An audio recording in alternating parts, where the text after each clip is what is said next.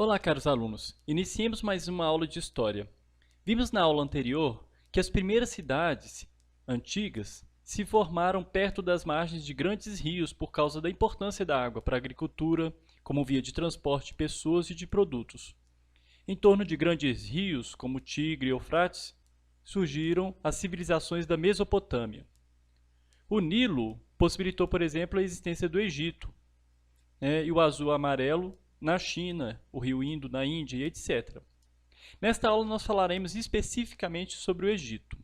Dizem que o Egito é um presente do Nilo, exatamente por esse motivo. Os antigos egípcios criaram uma civilização fascinante em meio ao deserto, graças ao Nilo. Desde 5.000 anos antes de Cristo, os habitantes das aldeias próximas do Nilo cultivavam cereais como trigo, centeio, cevada, legumes, frutas, linho, algodão e papiro. Papiro, para quem não sabe, é uma planta nativa do Egito usada para fazer cordas, esteiras e uma espécie de papel de boa qualidade. Isso só foi possível porque eles souberam aproveitar as cheias do rio Nilo. Anualmente, entre junho e novembro, as chuvas caem e o rio Nilo enche, transborda e umedece a terra. A partir de novembro, as águas baixam e o rio volta ao seu leito, e a terra fica coberta por uma rica camada de humus. Humus, para quem não sabe, são restos de plantas, de animais depositados sobre o solo que servem como um excelente adubo natural. Ou seja, esse humus vai favorecer a prática da agricultura. Daí então, a terra começa a ser semeada. Após um tempo, entre abril e junho, ocorre a época da colheita. O Império Egípcio surgiu a partir de disputas por terras férteis, e poder, levando a alianças e guerras entre os chefes de aldeia. Os vencedores passaram a governar um território maior e com mais pessoas, uma espécie de província, que chamamos de nomos. Então, nomos, na verdade, é esse tipo de província resultado dessas guerras internas. Os administradores dos nomos eram os nomarcas, não monarcas, viu, gente? É nomarcas nesse caso aqui, de nomos. As disputas entre os nomarcas deram origem a dois grandes reinos, o Alto Egito, localizado no sul, e o Baixo Egito, localizado no norte.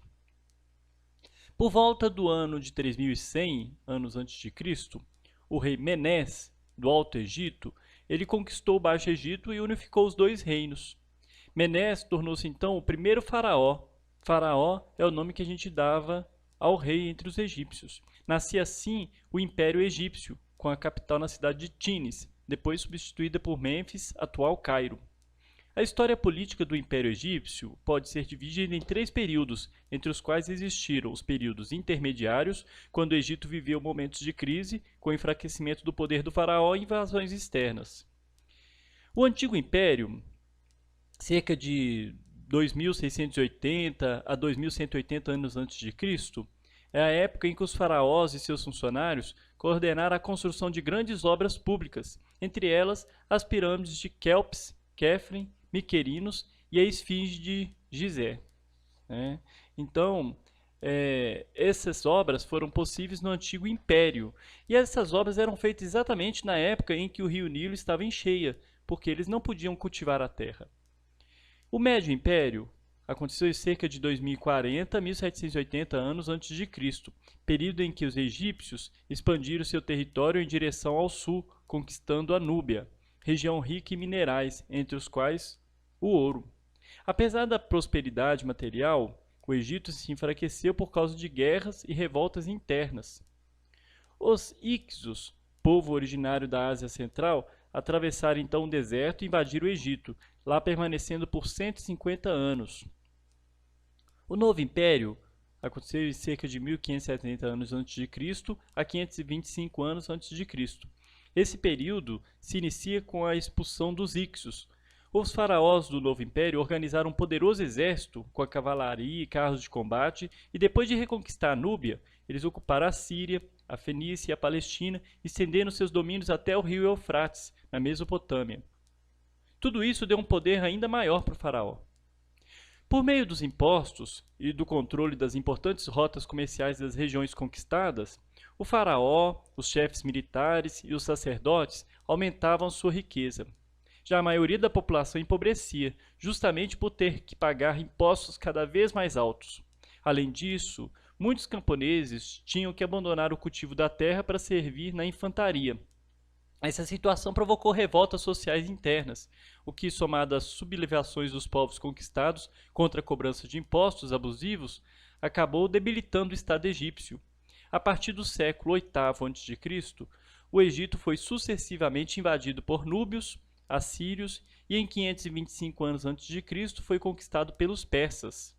A sociedade egípcia mudou pouco ao longo dos séculos, pois no Antigo Egito as chances de ascensão social eram mínimas. Quase sempre o indivíduo que nascia pobre, ele continuava pobre, ele morria pertencendo sempre ao mesmo grupo social. Mesmo que se esforçasse muito, que trabalhasse muito, ele ia continuar no mesmo nível social. Para os egípcios, o faraó era mais do que um ser de origem divina, era o próprio Deus. Ele governava o império, coordenava a construção de obras públicas, era o comandante militar e o juiz supremo. Além disso, ele era considerado o dono de todas as terras do Egito. Por isso recebia impostos pagos em produto, acumulando assim uma enorme riqueza.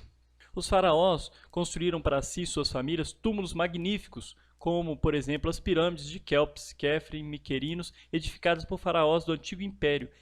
Inclusive, são locais que até hoje são muito visitados pelos turistas do mundo inteiro, todos os anos, que começa a visita às terras do faraó por Cairo, capital do país.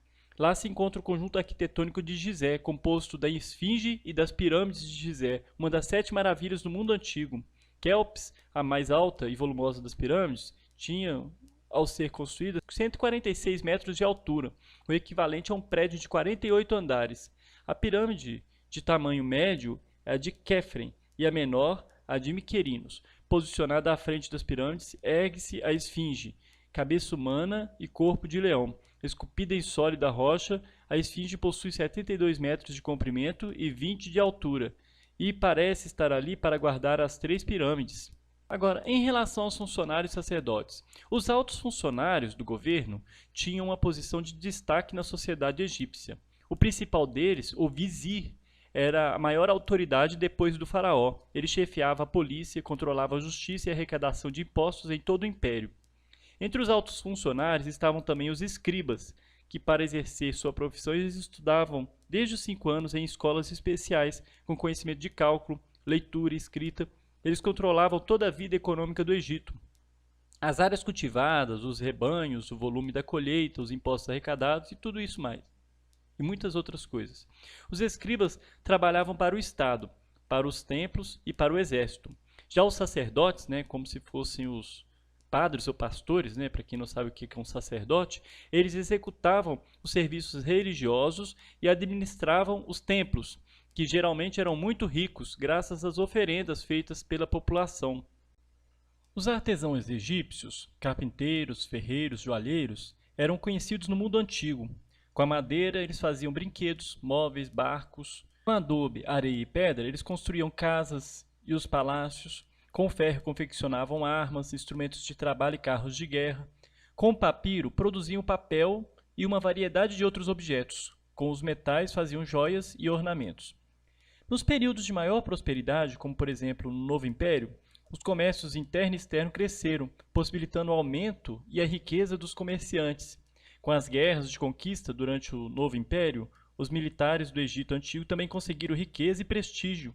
Muitos deles lutavam em troca de terra ou de parte dos saques realizados durante essas guerras. A outra classe é a classe dos camponeses e a classe dos escravos. Os camponeses, chamados no Egito Antigo de felás, constituíam a maioria da população e tinham uma vida muito difícil. Nas propriedades agrícolas, eles faziam todo tipo de serviço. Aravam, plantavam, colhiam, abriam canais, construíam, consertavam, etc. Em troca, eles recebiam apenas uma pequena parte do que plantavam e ainda tinham que pagar o imposto em produto de cereais, que era recolhido aos armazéns do faraó. Os felás trabalhavam também nas grandes obras públicas, como abertura de estradas, limpeza de canais, transporte de pedras usadas na construção de túmulos, templos e palácios. É exatamente o que eu falei, Os camponeses, na época em que o rio Nilo estava na cheia, eles eram aproveitados nessas obras. Os escravos eram geralmente prisioneiros de guerra e faziam os trabalhos mais pesados e perigosos em minas, pedreiras e nas grandes obras públicas. Em relação à religiosidade egípcia, a gente pode dizer o seguinte: ela era um traço fundamental da sociedade egípcia. Lógico, a gente sabe disso até pelas pirâmides, pelas celebrações que a gente já conhece através dos filmes e etc. Desde o mais humilde camponês até o poderoso faraó, todos acreditavam na existência de uma vida após a morte. Por isso, vários faraós empenharam-se na construção de seus imensos túmulos. As pirâmides eram uma forma de garantir sua casa da eternidade, local onde esperava continuar desfrutando dos prazeres terrenos. Os egípcios, segundo a maioria dos historiadores, eram politeístas, isto é, eles acreditavam em vários deuses. Seus deuses eram representados com forma humana, como Osíris, com forma de animal, ou como uma forma humana e animal, como Horus, corpo de homem e cabeça de falcão. Entre os muitos deuses egípcios estava Amon-Ra, considerado o criador do universo. Enquanto Amon-Ra era o mais temido e o mais cultuado oficialmente, Osíris é o mais popular dos deuses egípcios. Além de crer na vida após a morte, os egípcios acreditavam que toda pessoa, ao morrer, era julgada no tribunal de Osíris. Em caso de absolvição, a alma podia reocupar o corpo ao qual pertencera, mas para isso, diziam os egípcios, era necessário que o corpo estivesse em condições de recebê-la.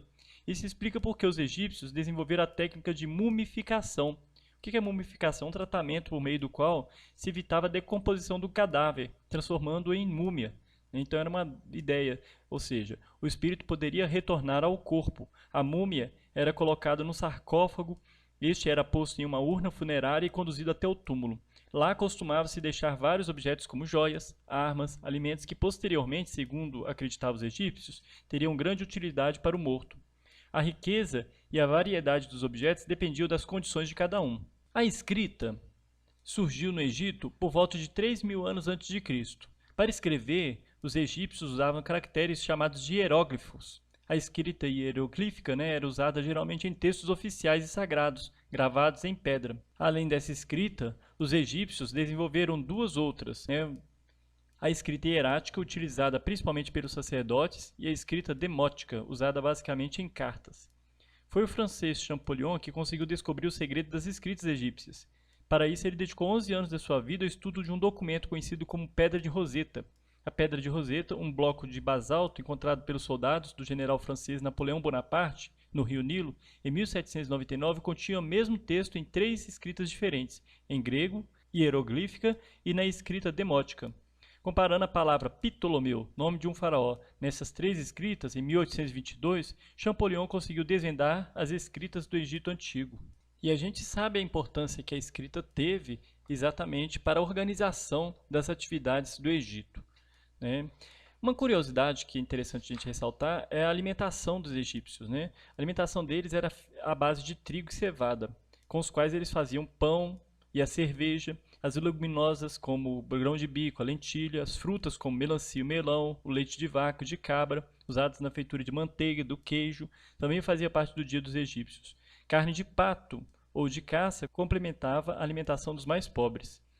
A alimentação dos ricos era melhor e mais variada. Ela incluía cereais, carnes, aves, frutas nativas como figo, abacate, tâmara e importadas como maçã, romã, uva preta, usada também para fazer o vinho. Comidas e bebidas eram servidas em travessas, tigelas e taças de cerâmica, ouro ou prata, no caso dos templos e dos palácios, lógico, Já o peixe pescado no Nilo era comum tanto na mesa do rico quanto na do pobre. Por vezes as cheias do Nilo eram insuficientes para irrigar as terras mais afastadas, causando com isso crises de fome, obrigando o faraó e os templos a abrirem seus celeiros para distribuir alimentos à população. Em relação ao cuidado do corpo, o asseio corporal era importante para os antigos egípcios. Tanto os homens quanto as mulheres banhavam-se várias vezes ao dia. Interessante esse costume, porque a gente sabe que o europeu não tinha esse costume diário. Eles perfumavam-se com óleos aromáticos e se maquiavam. Acreditava-se que a maquiagem tenha sido inventada no Egito Antigo. Homens e mulheres costumavam pintar os olhos com uma tinta preta, conhecida como col, e cuidar das unhas e da pele e do cabelo. A maquiagem servia também para proteger os olhos contra a irritação causada pelo vento, pela poeira e pelos insetos. Os homens costumavam raspar o cabelo para evitar piolho, As mulheres faziam vários tipos de penteados e de tranças, usavam adornos e diferentes tipos de joias e pedras preciosas.